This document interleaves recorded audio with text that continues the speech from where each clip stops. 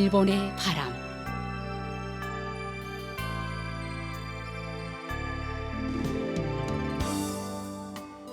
청취자 여러분 안녕하십니까?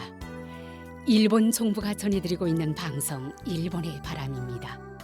저희 방송은 납치 문제를 중심으로 일본과 북조선 관련 뉴스 그리고 일본의 현재 모습과 일본 음악을 보내드리고 있습니다. 아시다시피 일본과 북조선 사이에는 일본인 납치 문제가 여전히 해결되지 않은 현안으로 남아 있습니다. 북조선에 의해 납치된 일본인 가운데 5명은 돌아왔지만 그 밖에 많은 피해자들은 생사 여부조차 모르는 채 아직까지 고향으로 돌아오지 못하고 있습니다.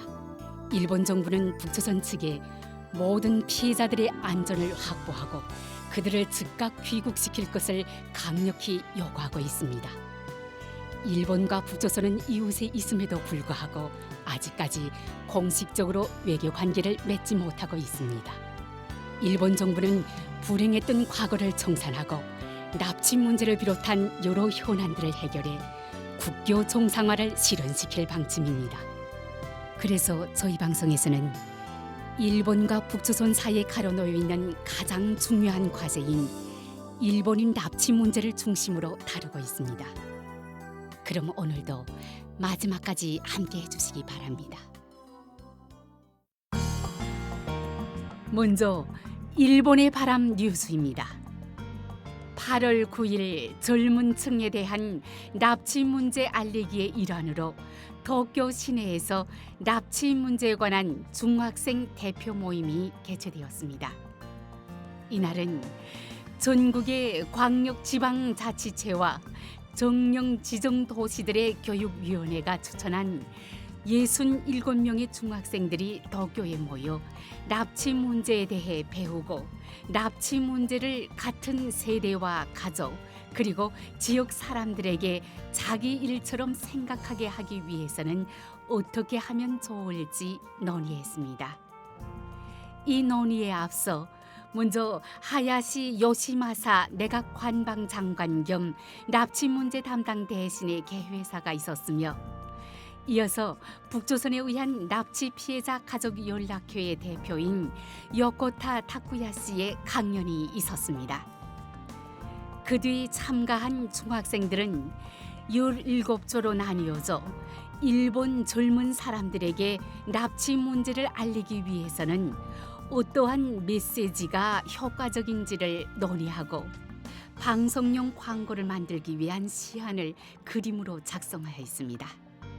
전체 발표에서는 중학생들이 앞서 그림으로 작성한 시안을 바탕으로 연극을 발표했습니다.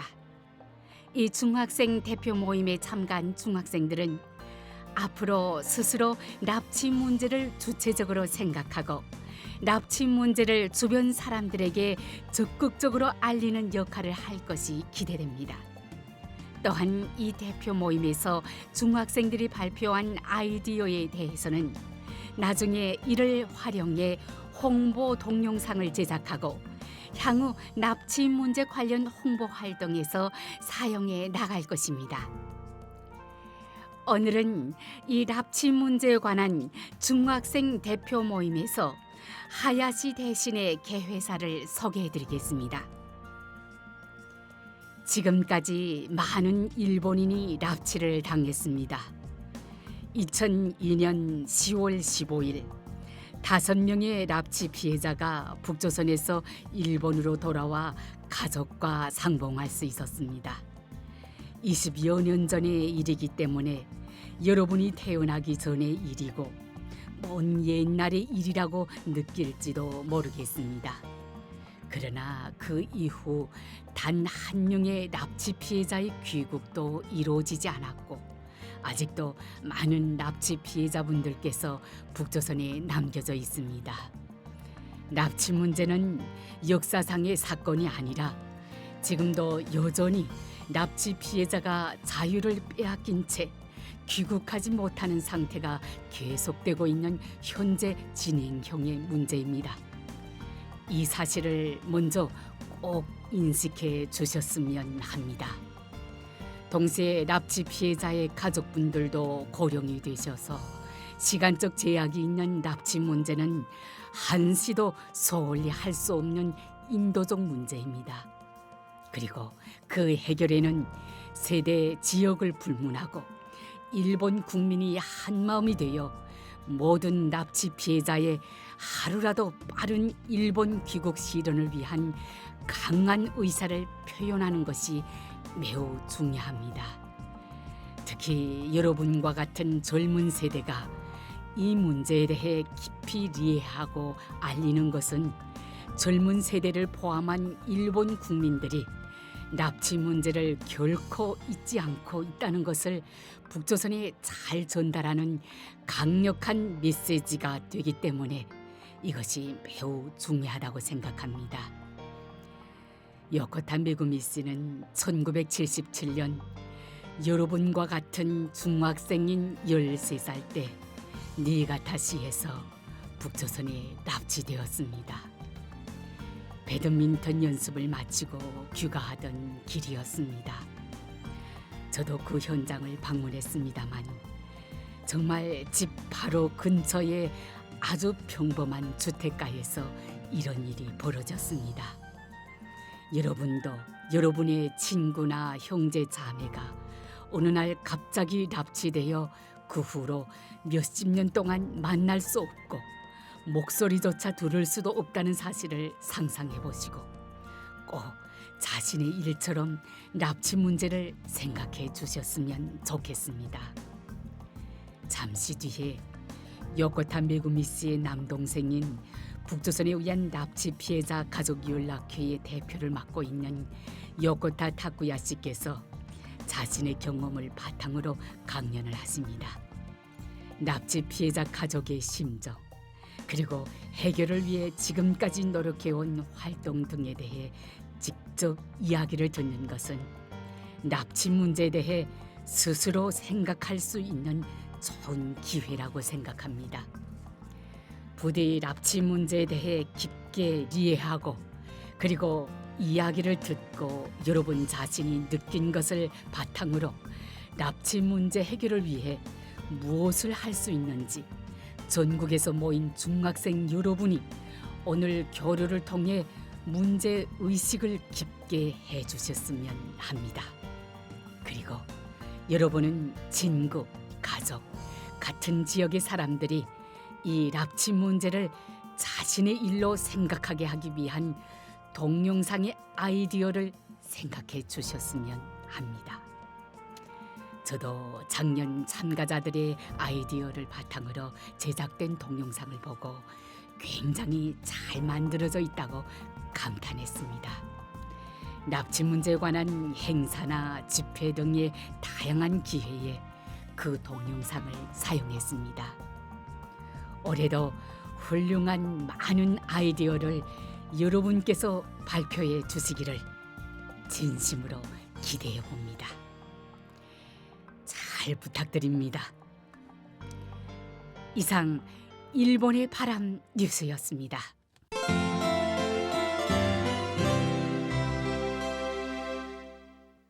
이어서 일본에 살고 있는 북조선 출신인의 일본 문화 소개 코너를 보내드립니다. 북조선의 청취자 여러분, 안녕하십니까? 최근 북조선의 중앙TV에서 이번에 수해 상강에 대해 인명피해가 한 건도 발생하지 않았다고 보도하는 것을 보았습니다만 한국의 언론은 이번 수해로 1,000명 이상의 사망자가 발생했다고 보도했습니다. 저는 자세한 상황을 파악하고 있지 않습니다만 현지 분들의 피해에 진심으로 위문에 말씀드리는 것과 동시에 하루라도 빠른 복구를 기원합니다. 오늘의 일본 문화 소개 코너에서는 프랑스에서 개최된 2024년 파리 올림픽과 일본 대표단 선수의 경기를 소개해 드리려고 합니다. 북조선의 청취자 여러분, 2024년 7월 26일부터 8월 11일까지 제33회 올림픽 대회가 프랑스 파리를 중심으로 개최되었습니다. 이번 여름 올림픽은 2021년 도쿄올림픽으로부터 3년 만에 개최되었습니다.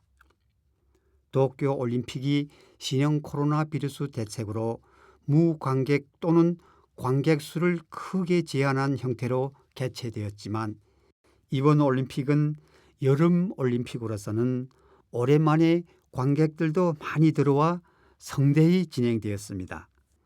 또한 북조선은 신형 코로나 바이러스의 확대를 이유로 도쿄올림픽에는 참가하지 않았지만 여름 대회로서는 8년 만에 파리올림픽에 참가했습니다.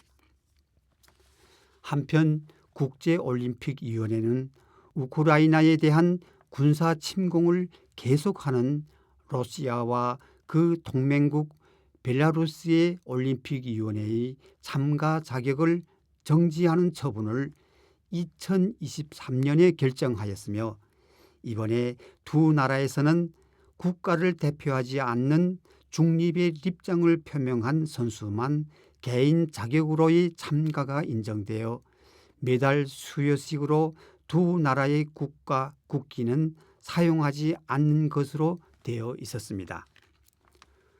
북조선의 청취자 여러분, 2024년 파리올림픽 대회에서 일본 대표 선수들의 메달 획득 수는 지난 2020년 도쿄올림픽 대회에 이어 연속 3위를 차지했습니다. 일본 대표팀이 이번 대회에서 전체 16종목에서 획득한 메달은 금 20개, 은 12개, 동 13개, 합계 45개가 되었고 금메달 수, 메달 총수는 일본이 아닌 나라에서 열린 올림픽 대회에서는 일본에 있어서 과거 최고로 많은 기록이 되었습니다. 또한 금메달의 수는 미국, 중국에 이어 3위로 대회 전에 일본 올림픽위원회가 설정한 목표의 20개에 도달했습니다. 경기별 금메달 획득은 레슬링이 8개, 유도와 체조가 각각 3개, 스케이트보드 2개, 여자 창던지기 1개, 그리고 브레이킹 1개였습니다. 일본은 2010년에 스포츠 입국 전략이란 활성화 정책을 세우고 이듬해 스포츠 기본법을 만들어 5년 단위 계획을 통해 경기력 강화에 나섰습니다. 2015년에는 문부과학성 안에 있던 스포츠 청소년국을 스포츠청으로 격상시켜 엘리트 스포츠 육성에 힘을 썼다고 합니다. 결과 이번 대회에서 금메달 등의 메달을 획득한 일본 선수들 가운데는 10대와 20대 초반의 젊은 선수들이 많았고 역동적인 신생 스포츠에도 강하였습니다. 이번에 파리올림픽에서 공식 종목으로서 새로 추가된 브레이킹 여자에서는 유아사 아미 선수가 우승하여 브레이킹 초대 여왕으로 되었습니다. 또한 육상 여자 창던지기 키타구치 하루카 선수는 일본에서 마라톤 이외 육상에서 처음으로 여자 금메달 선수가 되었습니다. 키타구치 선수는 이 종목의 선진국인 유럽에서 집중 훈련을 하면서 실력을 끌어올렸고 작년 세계 선수권에서 우승하는 등 최근에 급성장을 하였습니다.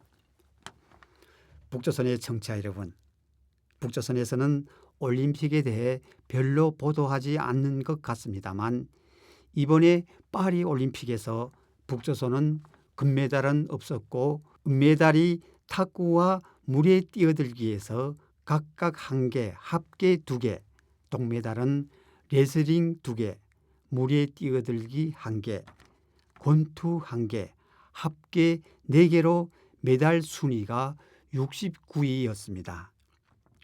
그리고 한국은 금메달 13개, 은메달 9개, 동메달 10개를 획득하여 메달 순위가 8위였습니다.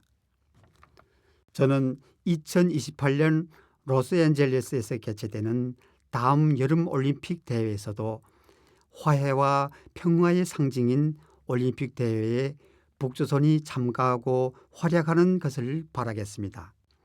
또한 다음 올림픽에서는 북조선에서도 꼭 올림픽 경기가 방송되어 많은 북조선 사람들이 세계 사람들과 함께 올림픽을 즐길 수 있기를 기대합니다. 오늘의 일본 문화 속의 코너에서는 프랑스에서 개최된 2024년 파리 올림픽과 일본 대표단 선수의 경기 결과를 소개해 드렸습니다. 일본 문화 속의 코너를 청취하고 계시는 북조선의 여러분, 대단히 감사합니다. 안녕히 계십시오. 이상 일본 문화 소개 코너였습니다.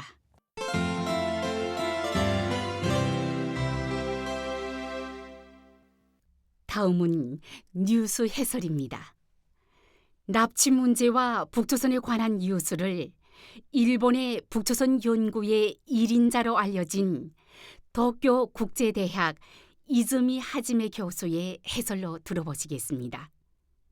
그럼 교수님 부탁드리겠습니다. 8월 15일 날에 한국의 윤석열 대통령은 광복절의 축사 연설이라고 할까, 8.15 연설을 좀 했었습니다. 올해 축사 연설은 예년과 너무 다르게 만드는 건데 일본에 대한 언급이 거의 없었습니다. 일본에 대한 역사 문제라는 것을 별로 언급도 하지 않은 것은 역시 지금 그 윤석열 윤석열 정권이 일본과의 관계에 있어서 대등화라는 것은 좀 너무 진행되고 있다는 그런 것에 대해 자신감으로 좀 가지고 있는 그런 것을 좀 의미하고 있다고 우리는 볼 수가 있습니다. 그런데 이번 8.15 연설을 한 것은 좀 본다면 통일의 전쟁에 집중을 좀 했었습니다. 그것은 지난 3월 달에 3.1절의 연설 기념사에서 윤석열 대통령이 처음으로 통일의 대한민국이란 그런 말이 있었습니다. 자유통일이라는 개념이라는 것은 표시하고 통일의 대한민국이라는 것은 좀 만들어야 된다는 그런 희망이라고 할까 이런 것은 표시를 했는데 그거는 구체적인 그런 내용 거기에 대한 구체적인 좀 비전이나 전략을 한 것은 별로 표시를 하지 않았었는데 그렇기 때문에 이번 8.15 연설에서 반드시 이런 통일에 대한 민국을 좀 지향하는 그런 비전이나 전략을 한 것은 언급할 것이라고 예상으로 좀 되었습니다. 사실상 그런 식으로 이번 윤석열 연설이 나오고 있다고 말할 수 있습니다만은 윤 대통령은 세 가지 과제라는 것은 제시를 했었습니다. 하나는 한국 국민들이 좀 자유통일을 좀 추진할 수 있는 가치관과 역량을 좀 보다 좀 확고하게 가져와야 될 좀 그런 과제. 두 번째로서는 북조선 주민들이 자유통일이라는 것은 간절히 좀 원하도록 변화를 좀 만들어야 되는 그런 과제. 그리고 세 번째로서는 국제사회와 하는 좀 때 연대 이런 거에 대해서 좀 교실을 좀 했었습니다. 이런 세 가지 과제 가운데서 물론 제일 중요한 것은 두 번째 언급을 했었던 북조선 주민들의 자유 통일을 한 그런 것은 좀 원하도록 변화를 좀 만드는 그런 과제라고 말할 수 있습니다. 이런 그 과제에 대해서 윤석열 대통령은 무엇보다도 중요한 것은 북조선 인권의 실질적인 개선이 있겠다고 그런 말을 했었습니다. 그러니까 앞으로 보다 적극적으로 북조선의 인권 문제에 대해서 대제하고 이런 인권의 실존이 좀 좋아지도록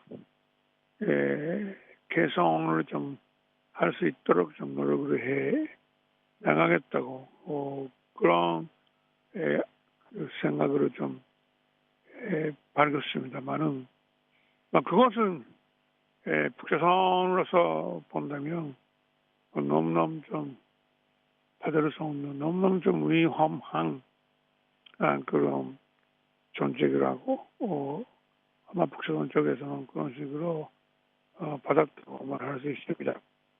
원래 윤석열 정권이 그 자유란 그런 가치관에 대해서 너무 중시하는 그런 정권이었기 때문에 물론 자유 통일을 한 것으로 좀 전면적으로 노력을 좀 힘이 주고 해야 되겠다고 할 가능성에 대해서는 북조선도 어느 정도까지 이 예상을 좀 하고 있었다고 생각을 하지만 그러나 북조선 눈으로서 볼 때 이런 자유 통일을 북조선 주민들 가운데에도 자유란 그런 개념이나 그런 가치관이라는 것은 확대하는 것은 역시 그것은 결과적으로 북조선의 제도 붕괴, 정권 붕괴, 국가 붕괴 거기에 좀 연결되는 그런 이야기밖에 볼 수 없는 것이기 때문에 너무 좀 위험한 개념이라고 아마 북조선 쪽에서 너무 진지하게 생각을 하고 있는 것 같습니다. 그렇기 때문에 앞으로 북조선이 보다 중국이나 러시아에 대한 접근이라고 할까 관계를 더 중요시하고 그 견사라고 할까 중국 러시아에 대한 견사를 좀 더 할 것 같다고 볼 수가 있습니다. 왜냐하면 중국 러시아도 역시 자유라는 것은 너무 제한을 좀 하고 만약에 중국 러시아도 국민들의 안에 자유라는 것은 확대한다면 붕괴할 그 위험성이 있기 때문에 그런 그 같은 문제를 갖고 있는 중국 러시아에 대해 북조선이 더 가까워질 것이라고 볼 수 있는 것 같습니다. 그리고 또 중요한 것은 미국에 대해서도 북조선이 또 열심히 좀 정상화를 축구하고 또 정상화를 만약에 좀 실현되면 혹시 한국의 이른바 자유 건설이라고 하는 이런 것을 좀 단죄하기 위하여 좀 유효한 그런 수단이 될 거라고 아마 북조선 그렇게 생각을 할 것 같습니다. 윤석열 정권의 통일 전쟁은 역시 이 흑수 통일을 전적을 하고 말할 수 있는데 그렇기 때문에 북조선이 너무 반대할 것이고 그리고 한국 국민 가운데서 어느 정도까지 지지를 좀 얻을 수 있는지 역시 흡수 통일이라는 것은 부담이 많은 통일 방향이기 때문에 특히 젊은 세대가 어느 정도까지 그 수통일을 전적으로 좀 지지할까, 지원할까라는 것은 아직은 미치라고 말할 수밖에 없습니다. 교수님, 감사합니다. 이즈미 교수의 뉴스 해설이었습니다.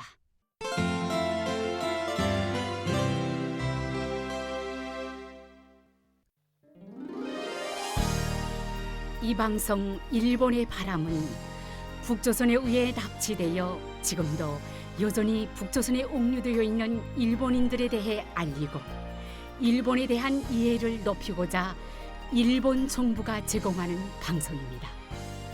납치 문제 해결은 일본 정부에게 있어 한시라도 빨리 해결해야 할 최우선 과제입니다. 일본 정부는 북조선에 의해 납치된 피해자분들의 안전을 확보해 한시라도 빨리 돌아오게 하는 것이 무엇보다 중요하다고 생각하고 있습니다. 현재 일본 정부는 다음 12명을 북조선에 납치당한 채 지금도 여전히 옥류돼 있는 납치 피해자로 인정하고 있습니다. 쿠메 유타카 씨, 요코타 메구미 씨, 마츠모토 교코 씨, 타나카 미노루 씨, 타구치 야에코 씨, 이치카와 슈이치 씨, 마스모토 루미코 씨, 소가 미요시 씨, 이시오카 토오루 씨, 마츠키 카오루 씨, 하라 타다 아키 씨, 아리모토 케이코 씨, 그리고 이 밖에도 납치 가능성을 배제할 수 없는 사람들이 있을 것이라는 인식하에 일본 국내외로부터 정보를 수집하고 관련된 조사 및 수사를 강력히 추진하는 등 진상 규명을 위해 최선을 다해 노력하고 있습니다. 일본 정부는 북조선에 대해 어떤 상황에서도 모든 납치 피해자들의 안전을 확보하고 그들을 하루빨리 돌려보내줄 것을 강력히 촉구하고 있습니다. 납치 피해자에 관한 정보를 갖고 계신 분들은 어떤 정보든 좋으니 저희 쪽으로 보내주실 것을 당부드리며 아울러 납치 피해자들의 안전 확보를 위해서도 협조를 부탁드리는 바입니다. 일본 정부는 납치 피해자들의 안전 확보 및 정보 제공에 관한 여러분들의 협조에 감사드리는 바입니다. 그럼 헤어질 시간이 다 된 것 같네요. 다음 시간에 또 뵙겠습니다. 안녕히 계십시오.